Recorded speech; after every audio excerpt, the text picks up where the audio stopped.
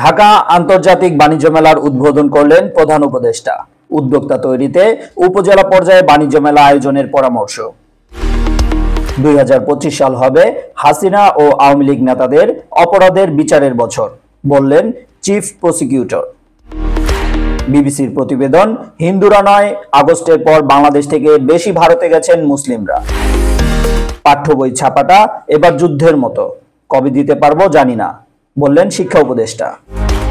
Cyber সুরক্ষা অধ্যাদেশ বাক স্বাধীনতা খর্ব করার ঝুঁকি সৃষ্টি করবে, জানালো টিআইবি।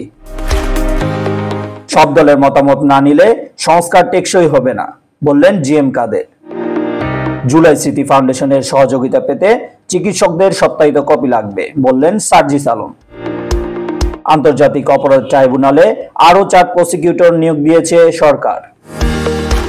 জানুয়ারিতে কয়েক দফায় হানা দেবে শৈত্যপ্রবাহ, শীতের মধ্যেই ঝরবে বৃষ্টি, বললেন আবহাওয়াবিদ মোহাম্মদ ওমর ফারুক।